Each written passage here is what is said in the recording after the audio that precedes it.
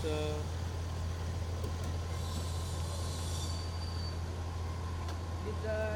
Hello. Hi sir. Hi, How are How you? are you? How are you? What gangster? Sir रुक जाइए. Pune was good. Pune was good. बात कर रही है.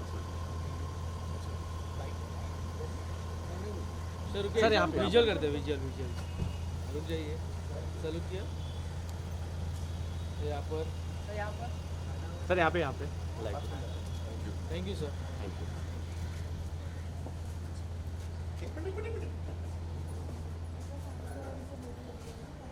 आपको प्रणाम है. सुबह 4 बजे उठते हो आप. This shows the committee. सुबह 4 बजे उठते हैं, 7 बजे पहुंच गए.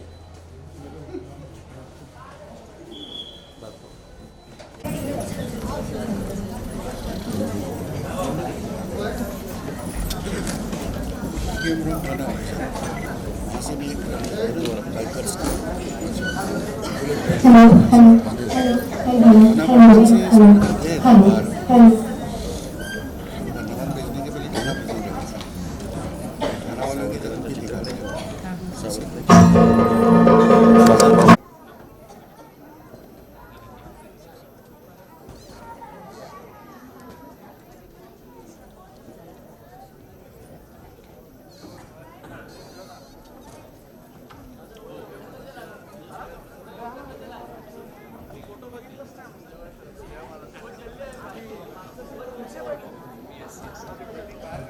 सर्व मान्यवर मंडळी या मंचावरती उपस्थित आहेत. लगोलगच आपण सगळ्यांचं स्वागत इथे करून घेऊ. सगळ्यांना विनंती, आपण स्थानापन्न व्हायचं, बसून घ्यायचं. मी सर्वप्रथम विनंती करेन रणजित सावरकर सरांना की आपण सन्माननीय मराठी भाषा मंत्री, शालेय शिक्षण मंत्री तसेच मुंबईचे पालकमंत्री सन्माननीय श्री दीपक केसरकर सरांचे इथे स्वागत करा. जोरदार टाळ्या. तसेच मी विनंती करेन मंजिरी मराठीजींना की आपण सन्माननीय खासदार श्री राहुल शेवाळे साहेबांचे इथे स्वागत करायचं आहे.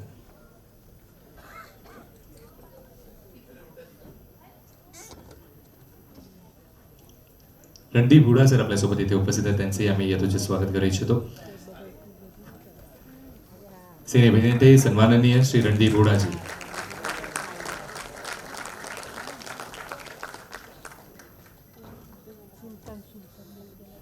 तसेच खासदार सन्माननीय श्री राहुल शेवाळे साहेब.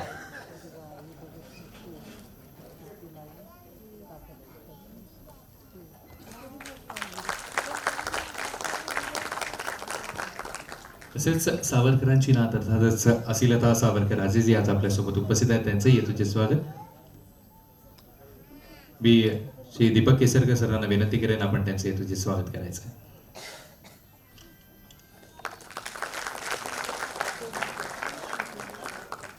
धन्यवाद. पुढील नियोजन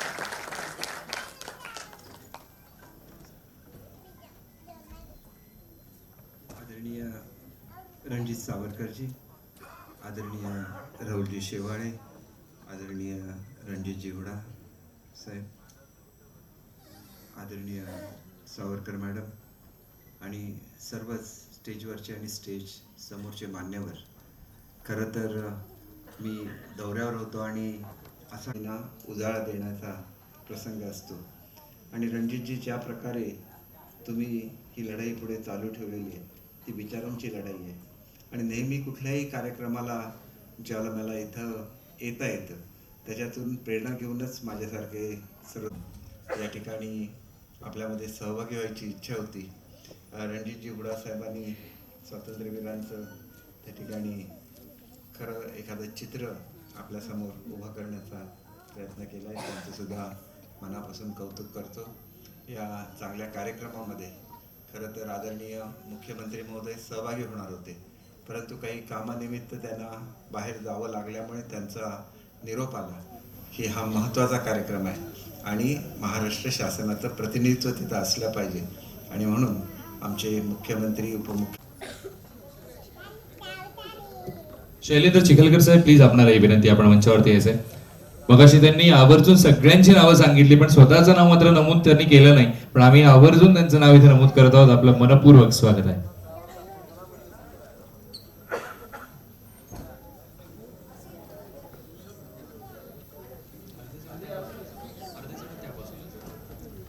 अर्धे जण तिथे उजव्या बाजूला जायचंय म्हणजे आपला जागा भरपूर पुरेल. स्टेज फार मोठा आहे आपला.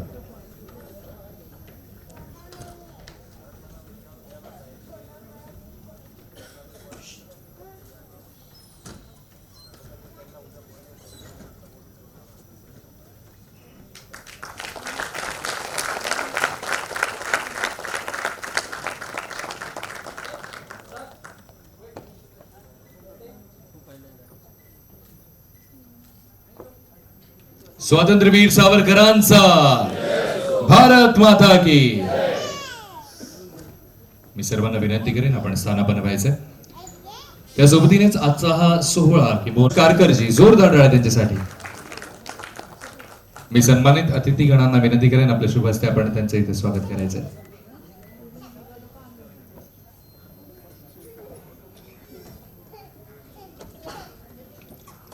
संतोष कारकरजी.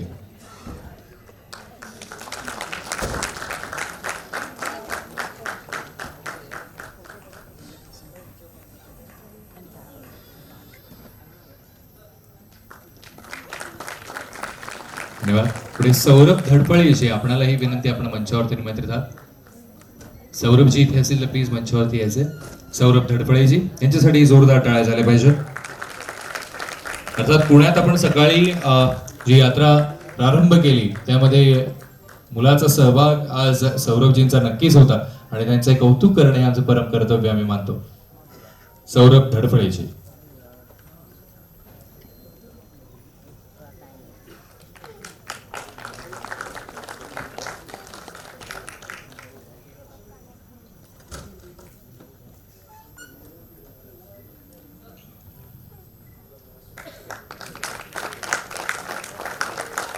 विशेष उल्लेख करावा असं वाटतं अजून एका व्यक्तिमत्वाचा, ते म्हणजे आशिष जोशीजी. पण नक्कीच त्यांचंही कौतुक आहे आजच्या सोहळ्यात. त्यांचाही खूप मोलाचा सहभाग होता. सचिन बोधनीजी आपण जर इथे असाल तर प्लीज मंचावरती यायचंय. सचिनजींनी फार आवर्जून सकाळी जोर जोरात आपल्या आवाजात घोषणा देत होत्या आणि सगळ्यांना असं जागा करत होत्या. अख्खं पुण्याला जागा करण्याचं काम त्यांनी त्यांच्या आवाजाने सकाळी नक्कीच केलेलं आहे. असे सचिन बोधानीजी आपल्यासोबत इथे उपस्थित आहेत. त्यांचंही आपण इथे कौतुक करूया. टाळ्या जोरदार सचिन बोधानीजीच आहे.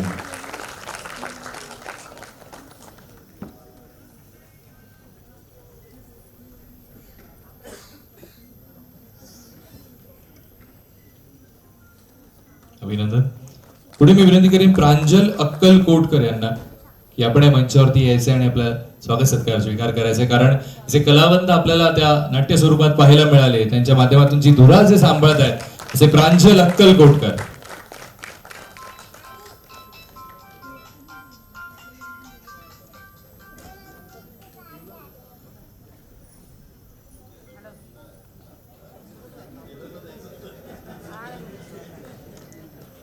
एका ज्वेलरने आज सकाळी सावरकरांची ती स्मृती आमच्या हाती दिली आणि आज एका ज्वेलरचा सन्मान इथे आपण करत आहोत. श्वेता परुळकरजींना मी विनंती करेन आपण मंचावरती निमंत्रित आहात. आपलंही आम्ही कौतुक करू इच्छितो. श्वेता परुळकरजी खरं तर ही सगळीच मंडळी पडद्यामागचे कलाकार आहेत. आपण असं नक्कीच म्हणूया. आपण त्यांना पडद्यासमोर आणण्याचं काम ह्या कार्यक्रमाच्या माध्यमातून आपण सदैव करत आलेलो आहोत आणि प्रत्येक कार्यक्रमात आपण ते नक्कीच लक्ष देत असतो. अशा श्वेता परुळकरजी आज आपल्यासोबत उपस्थित आहेत. खरं तर गेले 2-3 दिवस त्यांची तब्येत थोडीशी बरी नाहीये पण तरीही ते या कार्यात जुंपले होते असं म्हणायला हरकत नाही. कारण कार्य करणारे वेगळी मंडळी आणि कार्यात जुंपणारी ही वेगळी मंडळी आणि त्यातले एक व्यक्तिमत्व श्वेता परुळकरजी. जरा जोरदार टाळ्या श्वेताजींसाठी. पुढे मी या मंचावरती निमंत्रित करणार आहे शैलेंद्र चिखलकरजी.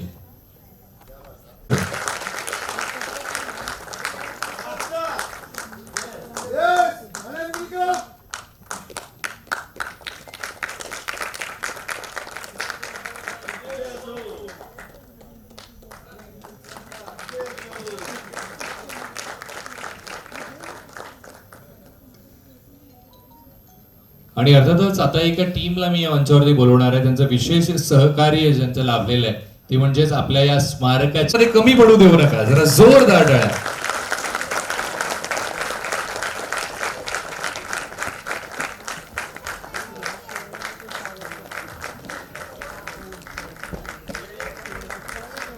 मला विनोद काटकर आणि निखिल कोचरेकर यांचा विशेष उल्लेख करायचा आहे. काल रात्री म्हणजे पहाट म्हणायला पाहिजे 4 वाजेपर्यंत ते रथ सजवण्याचं काम करत होते. समोर आहेत किंवा आम्ही तुमच्या नजरेसमोर येतो, पण हे कार्य घडवत असताना बॅकएंडला बरीचशी मंडळी असाची सगळी कामं करत असतात आणि त्यांच्या माध्यमातूनच असा एखादा सोहळा साकारला जातो. त्यामुळे त्यांचं इथे कौतुक करणे परम कर्तव्य हे आमचं. धन्यवाद. तर त्याच्यानंतर समारोपाला रणदी पुढे बोलणार आहे, त्याच्यामुळे ते एकटेच वर येतील. त्याच्यामुळे मी माझं भाषण आत्ताच संपवतो. भाषण जास्त द्यायची मला सवय नाही आहे, 1-2 मिनिटच बोलतो, पण मला मुद्द्याचं काही बोलायचं आहे. आजचा जो दिनविशेष आहे तो मला अतिशय स्पष्ट करून सांगायचा आहे. सावरकर जेव्हा अंदमानात होते त्याच्यानंतर त्यांनी बराच विचारविनिमय केला, विचारविमर्श केला. 1921 साली रत्नागिरीत आले तेव्हा असहकार आंदोलन सुरू होतं. काँग्रेसचे असंख्य बंदिवान त्या आंदोलनाचे तिकडे येत होते, त्यात काही मुसलमानही होते. सावरकरांनी त्यांना विचारलं की आप गांधी के साथ कैसे हो. त्यांनी सांगितलं हम गांधी के साथ नहीं, गांधी हमारे साथ है. ती जी विचार भूमिका सावरकरांच्या मनात निर्माण व्हायला लागली. त्याच्यानंतर सावरकरांनी त्या कैद्यांमधला जातीभेद तर अंदमानमध्येच बघितला होता आणि अंदमानमध्ये सावरकरांनी सरमिसळ भोजन व्यवस्था सुरू केली होती. पण भारतात ती जाती व्यवस्था इतकी दारुण होती आणि त्याच्यानंतर सावरकरांना विचार करता करता लक्षात आलं की डिव्हाइड अँड रूल ही ब्रिटिशांची पॉलिसी नाही आहे, ही पॉलिसी आपल्यावर आक्रमण करणाऱ्या प्रत्येक आक्रमकांची आहे. म्हणूनच अल्लाउद्दीन खिलजी केवळ 5,000ची सेना घेऊन येतो आणि देवगिरीचं साम्राज्य बुडवतो. आपल्या तलवारीला गंज चढला नव्हता तेव्हा, पण आपल्या तलवारी या एकमेकांच्या विरुद्धच उठल्या होता आणि आपल्या तलवारी जेव्हा एकमेकांच्या विरुद्ध उठतात तेव्हा शत्रुतेचा फायदा घेतो.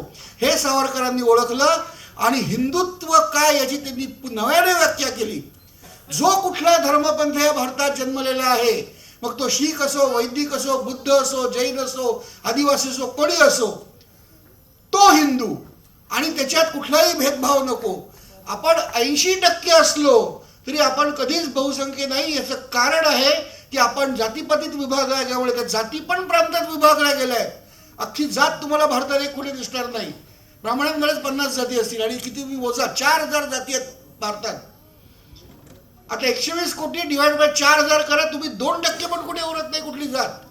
मग जो कोणी तुमचा शत्रू आहे 20%, तो तुमच्या वस्तीमध्ये तुम्ही बहुसंख्य असताना तिथे येतो, गुंडगिरी करतो, तुमच्या डोक्यावर बिरे करतो. ते 1921 साली झालं, 1947 साली झालं आणि 2021 साली पण झालंय.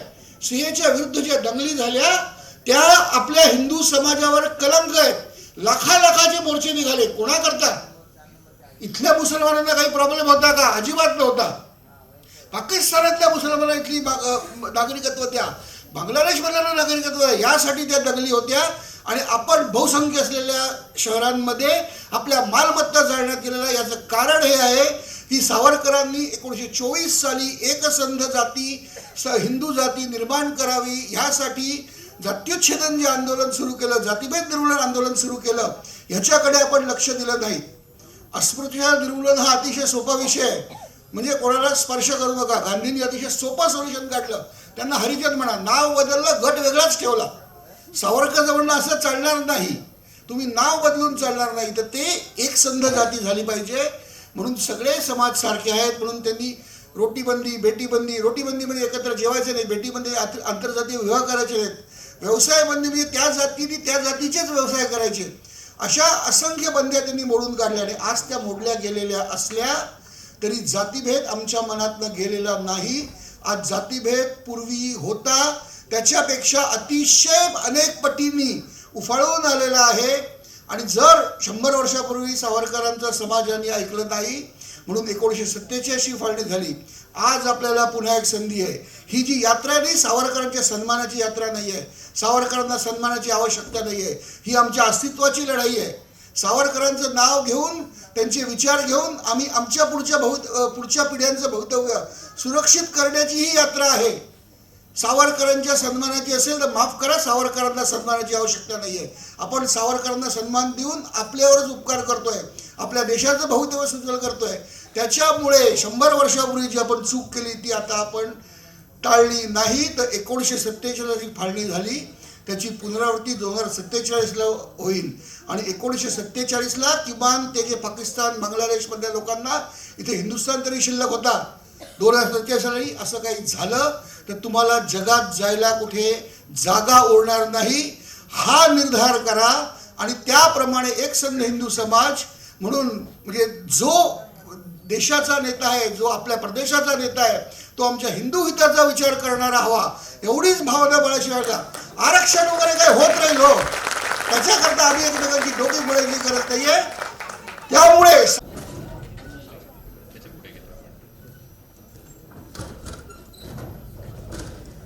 तसंच आम्ही या शब्दसुमनांनी पुढे विशेष कौतुक करू इच्छितो. हिंदुस्थान पोस्टची सपोर्ट टीम दिनेश भात्रे, सतीश गरुड आणि सूरज काटेजी यांनी सुद्धा आजच्या या यात्रेसाठी अतोनात अशी मेहनत घेतलेली आहे. त्यांच्यासाठी पण जरा जोरदार टाळ्या आपण वाजवूया. जोरदार टाळ्या तिन्ही मंडळींसाठी.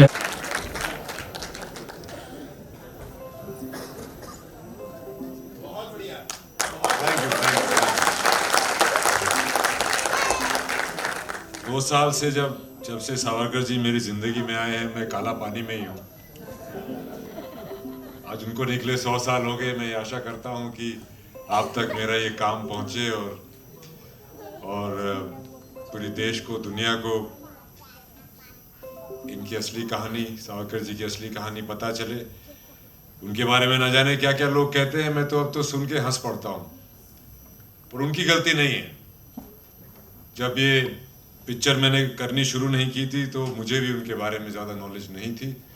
और ये इसलिए है क्योंकि ज़्यादातर अगर आप हिस्ट्री की किताबें पढ़ो तो किसी भी किताब में सशस्त्र क्रांति या उस सोच वाले लोगों को सिर्फ 2 पैराग्राफ में मेंशन करके बाकी सभी पूरी आज़ादी की लड़ाई 2-3 और लोगों ने ही लड़ी थी और किसी ने कुछ नहीं किया. अचंभित था, मैं भी अचंभित था. मैं कहा ऐसा क्या इतना किया इन्होंने. और एक अभी बैठे बैठे मुझे ध्यान आ रहा था कि मेरा थिएटर का करियर भी इसी ऑडिटोरियम से शुरू हुआ था बॉम्बे में. और तब मुझे नहीं पता था मुझे, और ये मेरी गलती है या मेरे को सिखाने वालों की गलती है. और उनके बारे में मैं क्या बोलूं, सबने सब कुछ बोल ही दिया है काफी अच्छे तरीके से और मराठी में. पर मेरे तो जो उनके बारे में पढ़ा है कि हिंदुस्तान की जो जोड़ने की एक आइडियोलॉजी थी वो किसी और के पास नहीं थी. जो हिंदुत्व की आइडियोलॉजी जो उन्होंने लिखी थी काला पानी के बाद, जब खिलाफत मूवमेंट हो चुकी थी, मोपला का वायलेंस हो चुका था, उसके बाद जो उन्होंने लिखा था तो उन्होंने यही लिखा था कि हिंदुत्व एक भौगोलिक, राजनीतिक, सांस्कृतिक इतिहास है. ये किसी धर्म का नहीं है. जो हिंद को अपना माने वो हिंदू है. मुझे याद है मैं काफी साल पहले ऑस्ट्रेलिया में ये पढ़ता था और बाहर जाता था किसी देश में, तो सब कॉन्टिनेंट के सब लोगों को, हम लोग को हिंदू बोलते थे. हे हिंदू, चाहे किसी भी धर्म या जाति के हो. तो उनका मैसेज यही था. उनका मैसेज जो हमारे को एक करने का था, जातिवाद से, हर चीज से ऊपर उठ के एक दूसरे को एक ह्यूमन की तरह जो रिकॉग्नाइज करने का था, वो मैसेज आज हमें सबसे ज़्यादा ज़रूरी है. और मैं चाहता हूँ कि ये मैसेज ज़्यादा से ज़्यादा लोगों तक पहुँचे और आप लोग की सपोर्ट रही तो ज़रूर पहुँचेगा. वंदे मातरम.